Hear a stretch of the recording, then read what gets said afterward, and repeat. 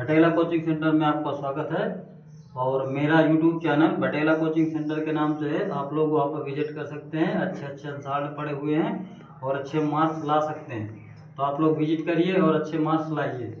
तो ये आपका जो है पृष्ठीय आयतन और क्षेत्रफल के जो सूत्र हैं मोस्ट इम्पोर्टेंट है परीक्षा की दृष्टि से, तो इनको देख लेंगे।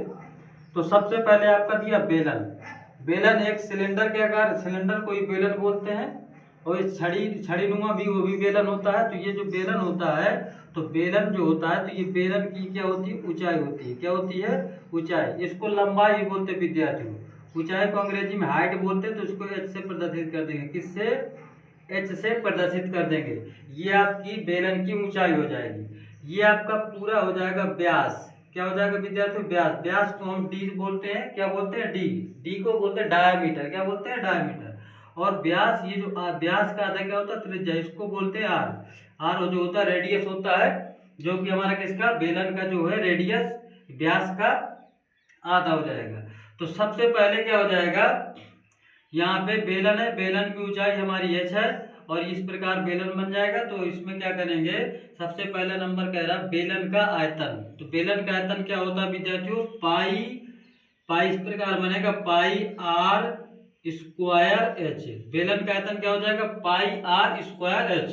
जो बेलन का आयतन क्या होता है विद्यार्थियों, पाई आर स्क्वायर एच। अब आता है हमारा बेलन का वक्र पृष्ठ। बेलन का वक्र पृष्ठ का मतलब होता है, यहाँ पे हो जाएगा 2 पाई आर एच। ये बेलन का हमारा क्या विद्यार्थी, वक्र पृष्ठ है। बेलन का वक्र पृष्ठ क्या होता है, 2 पाई आर एच। ये जो बेलन अब आपको दिख रहा है, इसका वक्र पृष्ठ हो जाएगा 2 पाई आर एच। अब बेलन का संपूर्ण पृष्ठीय क्षेत्रफल क्या होता है, बेलन का संपूर्ण पृष्ठीय क्षेत्रफल होता है विद्यार्थियों 2 पाई आर कोष्टक में हो जाएगा एच प्लस आर। यानी पूरे संपूर्ण बेलन की बात कर रहा है। किसकी विद्यार्थियों, संपूर्ण बेलन का वक्र संपूर्ण पृष्ठीय क्षेत्रफल हो जाएगा 2 पाई आर कोष्टक में एच प्लस आर। अब आता है हमारा शंकु।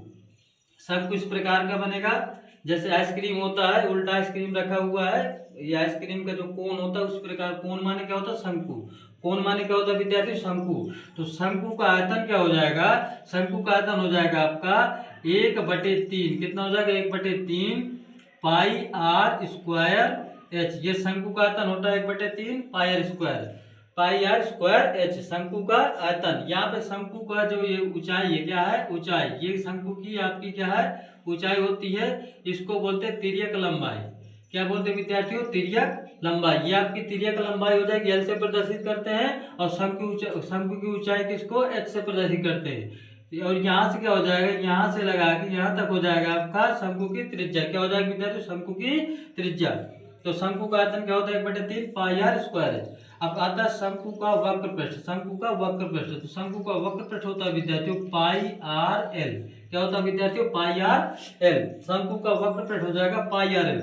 अब आता है शंकु का संपूर्ण पृष्ठीय क्षेत्रफल। जिस प्रकार इसका निकाला था बेलन का, उसी प्रकार शंकु का निकाल लेंगे।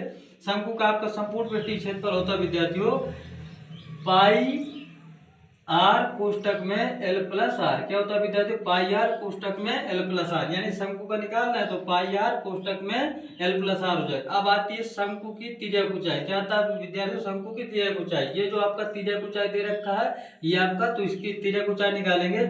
इसका सूत्र होता है एल स्क्वायर। क्या होता है विद्यार्थी, एल स्क्वायर बराबर R square plus H square. क्या हो जाएगा विद्यार्थी, एल स्क्वायर बराबर R square plus H square. या फिर एल को अगर आप एल को हटा देंगे, एल स्क्वायर को हटा देंगे, तो यहाँ पे एल बराबर हो जाएगा R square plus H square. यानी अगर रूट ये स्क्वायर हटाएंगे तो ये रूट में चला जाएगा। चाहे इस तरीके लिखिए विद्यार्थियों, चाहे इस तरीके लिखिए, दोनों क्या है, सही है।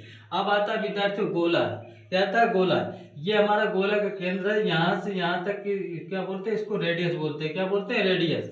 तो सबसे पहले गोले का आयतन क्या होता है, गोले का आयतन पढ़ेंगे। गोले का आयतन हमारा जो होता है 4/3 पाई आर क्यूब। क्या होता है विद्यार्थियों, 4/3 पाई आर क्यूब। अब आता है गोले का क्षेत्रफल, यानी गोले का क्षेत्रफल निकालेंगे। जो आपका गोला दिख रहा है, तो ये हमारा क्या हो जाएगा, 4 पाई आर स्क्वायर। क्या होता है, 4 पाई आर स्क्वायर। यानी गोले का क्षेत्रफल हो जाएगा 4 पाई आर स्क्वायर। अब इसके बाद क्या आता है विद्यार्थी, अर्धगोला।